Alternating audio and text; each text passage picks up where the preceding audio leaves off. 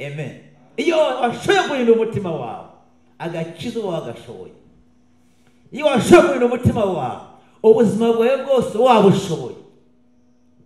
Iyo washoboye kurinda umutima wawe, ibindi byose wabitegetse. Umutima ni ikintu cyo kuwutonderwa, ni ikintu gikomeye. Ngo umutima urashukana kuruta ibindi byose. Amen.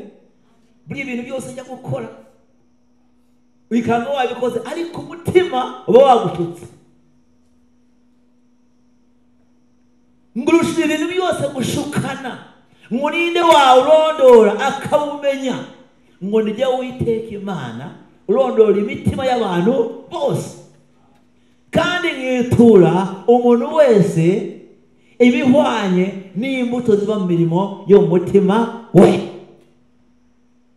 Imigambi bibi n'imyiza iba hehe mu mutima. Ubugugu no gutanga bihera hehe mu mutima. Ubuhehesi buhera hehe mu mutima. Ubugome n'ubwiza buhera hehe mu mutima. Niyo santarari. Wiga uri imisozi ugeze akanyarira, ujya mu bitare, ngashaka Imana, ujya hehe? Wasengeye mu cyumbi wawe, watunganyije umutima neza, Imana yagusubiza. Biravuga ngo mu mutima hatagaragara, Imana ihabonesha ubwenge bwayo. Wahisha abantu, ntabwo wahisha Imana mu mutima wawe. Wabikorera muri Amerika, ariko ntabwo wahisha umutima wawe. Abana wabahisha, ntabwo wahisha umutima wawe. Abaturanyi wabahisha, ntabwo wahisha umutima wawe. Haleluya. Umutima wawe. Mwami tuguhaye icyubahiro, tuguhaye icyubahiro, tugushyize hejuru, kuko uri Imana yacu, kuko uri ubuhungiro bwacu, uri imbaraga zacu, uri ugukomera kwacu. Nta yindi Mana ihwanye nawe, nta yindi Mana ikuruta. Witwa Jehova Yire, witwa Jehova Nisi, witwa Jehova Shalom, witwa Jehova El Shaddai, witwa Jehova Shekem. Uri Imana yacu, uri ubuhungiro bwacu, uri imbaraga zacu, uri inshuti yacu, uri Imana ikomeye, uri Imana ikora ibitangaza. Tuguhaye icyubahiro, tuguhaye icyubahiro, turaguhimbaza. Komeza ishimire, komeza ishimire. Tuguhaye icyubahiro, tuguhaye icyubahiro Mwami Yesu.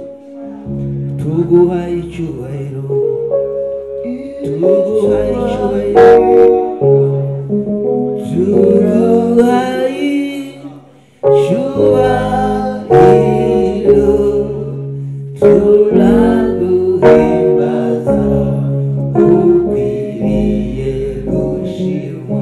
Subira mu cyane, tuguhaye icyubahiro, tuguhaye icyubahiro, turaguhimbaza, ukwiriye gushimwa. Yesu tuguhaye icyubahiro cyose, tuguhaye icyubahiro, turaguhimbaza, ukwiriye gushimwa.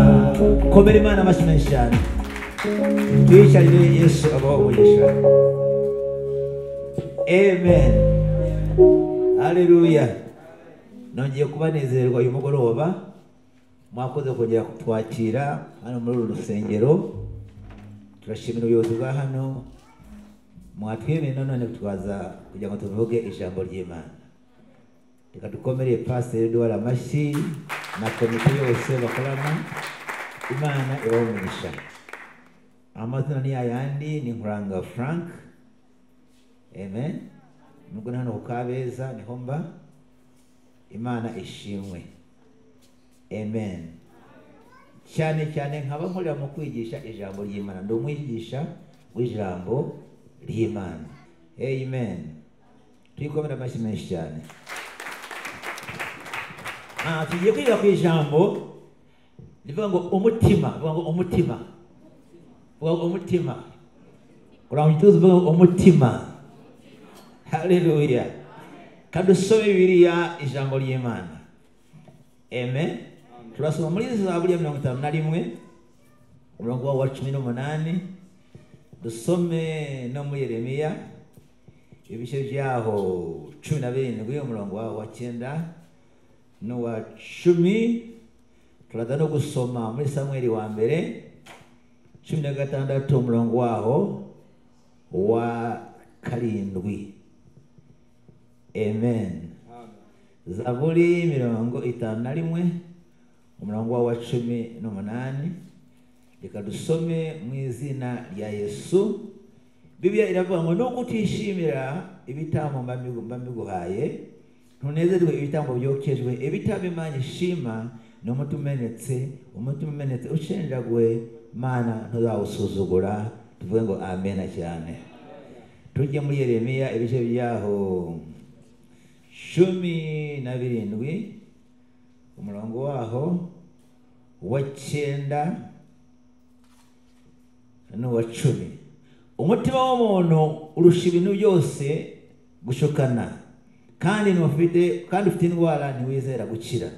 Ninde ushobora kumenya ukuri? Jye Uwiteka nijye urondora umutima nkawugerageza, nkitura umuntu wese ibihwanye n'inzira ze, nk'uko imbuto ziva mu mutima we, nk'uko imbuto ziva mu mirimo ye ziri. Amen.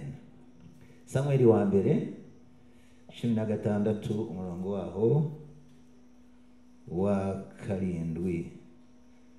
16 umurongo waho wa 7 aravuze ngo, ariko Uwiteka abwira Samueli ati, nturebe amaso he cyangwa ikirere cye ko ari kirekire, namugaye kuko Uwiteka atareba ko abantu bareba ubwiza bugaragara, ariko Uwiteka we areba mu mutima. Amen. Mwakire ijambo ry'Imana. Haleluya. Haleluya. Dereza Imana yashichobayo. Ndakuresha iminota mike dusenga Imana. Amen. Imana yafashe ibintu byose bigize umuntu, ibyo akora n'ibyo azakora, ibiragenda bifata ibishyira mu mutima we. Iyo mu mutima habaye hazima, no hanze haba hazima. Amen. Imigambi y'ibyiza n'imigambi y'ibibi iba hehe? Mu mutima. Imana yagize neza iragenderisha mu mitima y'abantu. Uramutse ugiye hariya muri kaburimbo ukareba abantu ibintu batekereza mu mitima yabo, hari wabona ukirukanka ugahunga, harimo imihoro, harimo amacumu, harimo ibintu byinshi. Ariko kubera Imana yaduhishe mu mitima yacu, urahura ukamusuhuza mugasangira, ariko mu mutima we harimo ibintu bibi. Amen.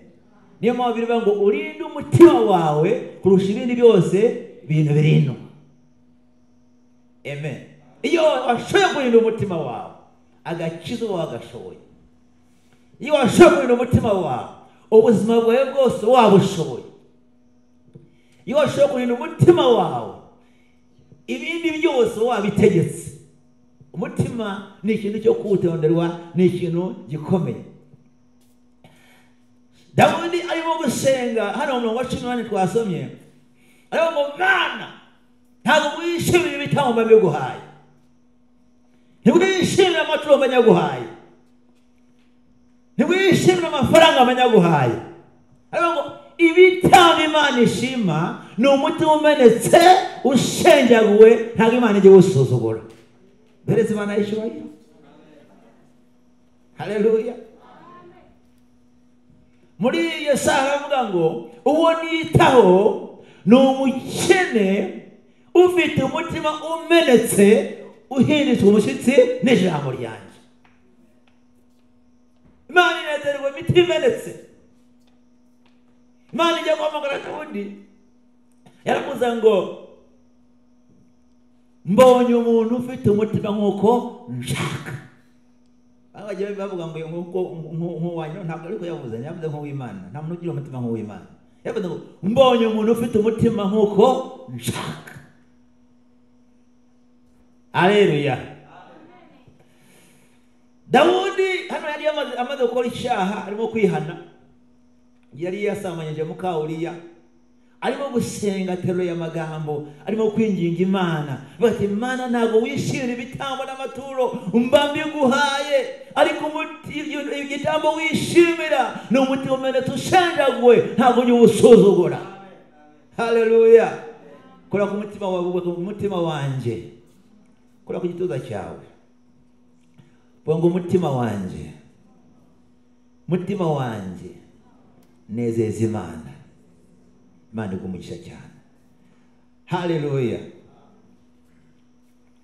Umwanditsi wanditse cya Yeremiya aravuga ngo umutima urashukana kuruta ibindi byose. Buri ibintu byose njya gukora wikanga wabikoze, ariko umutima uba wagushutse. Ngurusha ibintu byose gushukana, ngo ninde wawurondora akawumenya, ngo nijya Uwiteka Imana urondora imitima y'abantu bose, kandi nkitura umuntu wese ibihwanye n'imbuto ziva mu mirimo yo mu mutima we. Yesu ashimwe. Rero umutima ni ikintu cy'ingenzi, ni ikintu cyo kwitonda. Yesu yandika igitabo cyitwa Intambara zo mu Bitekerezo. Amen. Iyi ni intambara buri muntu wese arwana ku giti cye. Umutima ngo wakora iki? Amen. Hari abantu ureba umukobwa mu muhanda, yarangiza akamuraramo, akarara adasiziye, yaheze mu mutima. Vuga ngo amen cyane. Hereza Imana yacu icyubahiro. Umutima ni ikintu cy'ingenzi cyane ku buzima bwawe. Ugomba kucyitondera, ugomba kuwutunganya. Haleluya. Haleluya. Niyo zingiro y'ibintu byose. Hari imodoka ya mugenzi we mu mutima akayireba ku maso, yarangiza igahera mu mutima we, agapanga kuyiba. Ibiri umutima bigasoza mu bikorwa, ariko byabanje hehe? Byabanje mu mutima. Amen. N'abahungu babenguka abakobwa, aramureba bari mu rusengero cyangwa se bambariye ku bukwe, akamureba akareba amaguru, agahera mu mutima. Yama akamuryamamo, akavuga nzababwira tu mu mutima. Haleluya. Imigambi mibi n'imyiza iba hehe? Mu mutima. Ubugugu no gutanga bihera hehe? Mu mutima. Ubuhehesi buhera hehe? Mu mutima. Ubugome n'ubwiza buhera hehe? Mu mutima. Niyo santarari. Amahane n'amahoro biba hehe? Mu mutima. Ubugwaneza n'amatiku bihera hehe? Mu mutima. Vuga ngo amen. Haleluya. Samueli wa mbere 16 karindwi hatubwiye Imana igiye gutoranya umwami wa Isirayeli uzasimbura Sawuli. Imana ituma umuhanuzi Samueli aragenda. Yari Samueli hariya? Amen. Aragenda ngo haje mukuru wabo Eliyabu, yari umusore mwiza w'igihagararo muremure w'inzobe usa neza ufite agatuza ufite akaboko arabata no kuri samwe najya mu mubiri no kuri yungwe witega Imana yimishije amavuta agiye vuba afata ihembe kugira ngo agenda ayamufata kare sigo warebye uburanga ureba igihagararo Uwiteka we ntareba igihagararo ntareba uburanga ntareba amashuri areba hehe mu mutima gira mwene so gutunganya umutima wawe mubwire ngo tunganya umutima wawe mubwire ngo tunganya umutima wawe ibindi byose urigurira ubusa tunganya umutima wawe Uwiteka areba hehe mu mutima wiga uri imisozi ugeze akanyarira ujya mu bitaro ngashaka Imana ujya hehe wasengeye mu cyumbi wawe watunganyije umutima neza Imana yagusubiza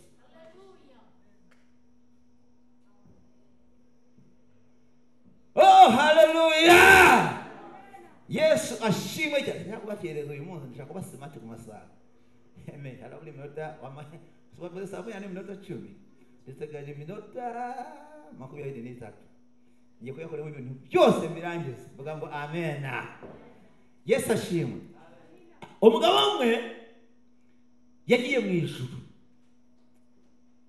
abyiteguye neza ngomba kujya mu ijuru ndatunganye rwose aragenda agera ku muryango wa mbere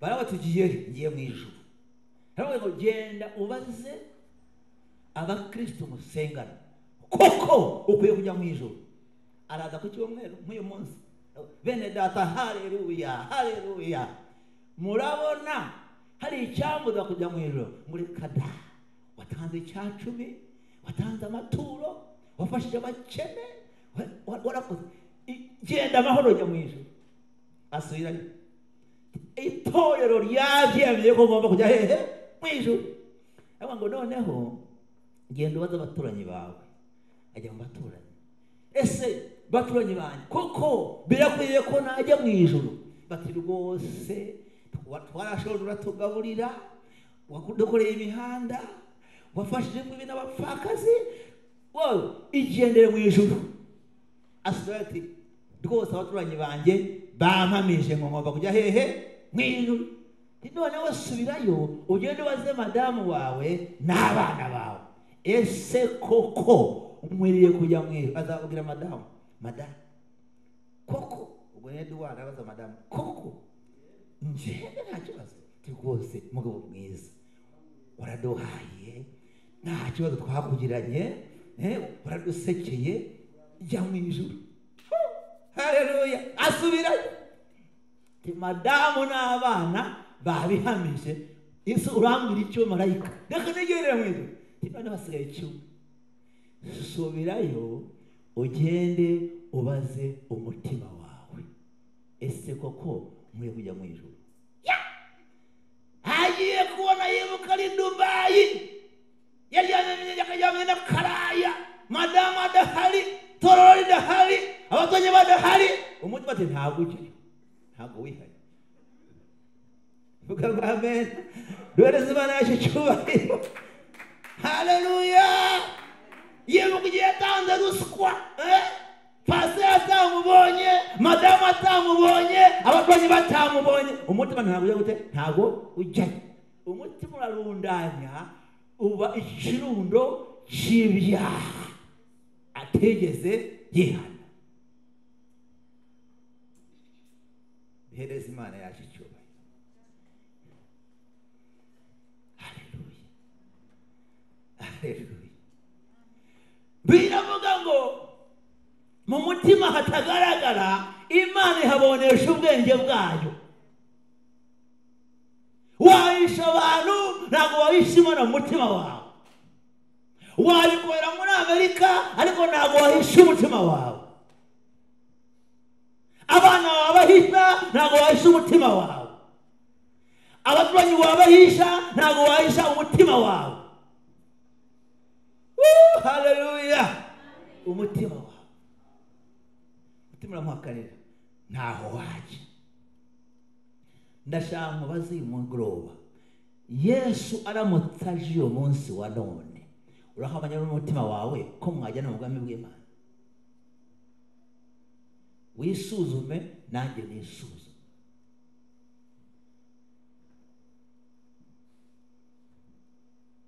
Inyuma haratubeshya. Iyo wasubiye kuri wowe ukaryama ukitekerezaho, ugasuzuma umutima wawe, urakwemeza neza ko uyu munsi wajya mu bwami bw'Imana.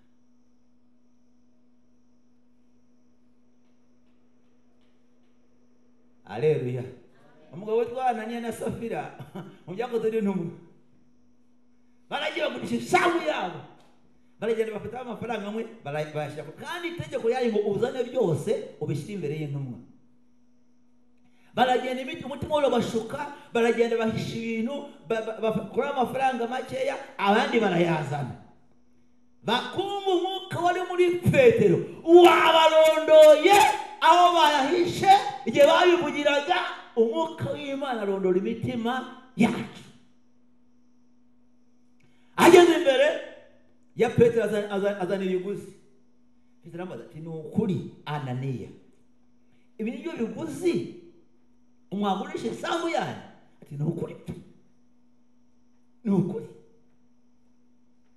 koko, ati ni ukuri. Ati, si Imana, si abantu beshe, ni Imana beshe. Yikubita hasi arapfa. Umugore naraza ako kanya bamaze gushyingura umugabo, araza baramaze se, mada koko ibi biguzi nibyo mwagurishije isambu yanyu? Ati, nibyo. Biravuga ngo aravuga koko wafatanyije n'umugabo wawe kubesha umwuka w'Imana, dore ibirenge yavuye gushyingura umugabo wa ngibyo, nawe ugenda bagushyingura. Agwa hasi arapfa. Yesu ashimwe. Yesu ashimwe. Duhereze Imana yacu icyubahiro. Amen. Nshuti zanjye, uyu mugoroba w'uyu munsi ndashaka mbasabe kandi mbinginge, Yesu ari hafi kuza. Ntabwo Yesu azadusanga mu rusengero. Hari abazasanga muri mu isoko, hari abazasanga muri mu mabisi, hari abazasanga muri hejuru y'inzu musakara, hari abazasanga kwa muganga. Ntabwo mwese azabasanga muri korali murimo guhimbaza Imana. Niyo mpamvu ugomba gutunganya umutima wawe intambwe ku yindi. Haleluya. Tunganya umutima wawe, baba bakureba baba batajya gute batakureba. Haleluya. Umutima no gushyira urubanza, ni wambe gushyira urubanza. Imana ibica imanza, umugabo ataravuga, pastor atarakubona, umutima wawe uba ugushyiraho iki urubanza.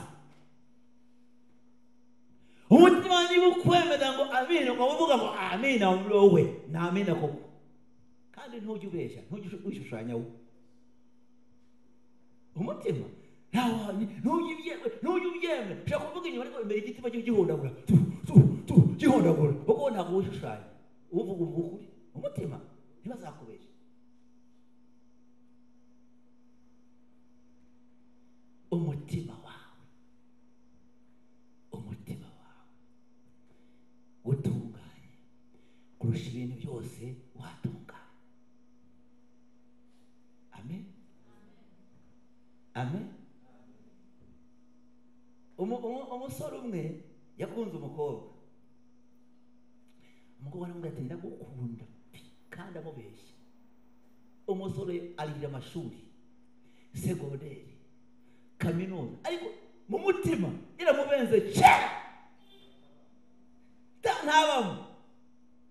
Arangije kwiga amashuri yose, umusore yamuriye amashuri yose, arangije neza, amaze kwambara musanga none ati, buriya rero byarahindutse. Buriya se buno mu mutima yaramubenze cyane. Imitima yacu niyo izaducira urubanza rwo kujya muri gehinomu cyangwa kujya mu bwami bw'iki bw'Imana. Imana ibambere umugisha. Kadusenga Imana. Ntabwo mbatinze, haguruka amakuru ya dusenge.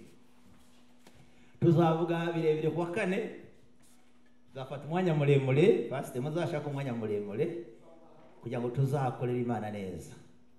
Amen. Zamuri ibiganza byawe. Tuzamuri ibiganza byacu. Ubu munyakuri imbere y'Imana. Ya ngeso yakunaniye pastor atazi, wowe urayizi. Ya kamere yakunaniye abaturanyi bawe batazi, madamu wawe batazi, umutima wawe urayizi. Za ntege nke zakunaniye pastor watazi, madamu watazi n'abana, umutima wawe urazizi. Tujye gufata akanya, dufite iminota mikeya, dusenga Imana. Winginga Imana igufashe, igutabare, igukize.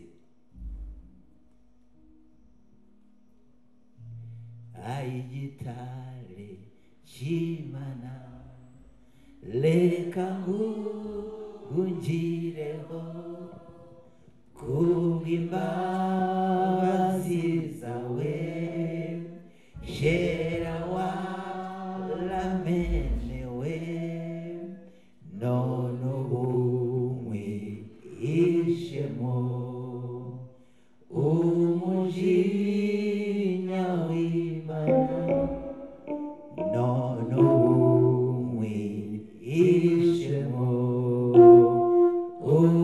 umujinya w'Imana. Ibyo twakora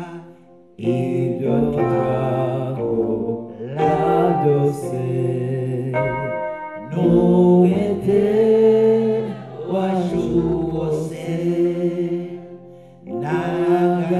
n'agahinda gasaze n'amarira yashira, byose ntibyashobora kudukura ibyaha. Zamura ibiganza byawe dusenga Imana. Amafaranga nawe yakuraho ibyaha. Umutima wonyine ne wamenekera imbere y'Imana, hagati Imana mbabarira. Data mu izina rya Yesu Kristo uri Imana yo kwizerwa. Abana bawe bumvise ijambo ryawe. Ijambo yawe ni inkota y'amogi abiri. Mwami tuvuze ku mutima, nta wundi wabasha gutunganya imitima yacu uretse wowe. Nta wundi wabasha kutugira neza uretse wowe. Nta wundi watwebera mu mitima uretse amaso yawe. Nta wundi waduhishurira imitima yacu. Nta wundi watunganya imitima yacu uretse wowe Mwami. Duce bugufi imbere y'amaso yawe. Duce bugufi imbere y'amaso yawe. Duce bugufi imbere y'amaso yawe. Duce bugufi imbere y'amaso yawe. Mana utunganye imitima yacu. Utunganye imitima y'abakobwa bawe. Utunganye imitima y'abahungu bawe. Utunganye imitima y'ababyeyi. Utunganye imitima y'abana bato. Utunganye imitima y'abasore. Utunganye imitima y'abakobwa. Mu izina rya Yesu Kristo turakwinginze Mwami, utwegereje amaraso yawe. Imitima yacu Mwami, wegereje amaraso yawe. Tubanya kuri imbere yawe. Tubanya kuri imbere yawe. Tuvugishe ukuri. Tubonere mu kuri. Dukorere mu kuri. Mu izina rya Yesu. Urakoze kuri Imana yo kwizerwa. Urakoze kuri Imana ishobora byose. Urakoze kuri Imana nyamana. Dukomeye amashyi menshi cyane mu izina rya Yesu. Amen.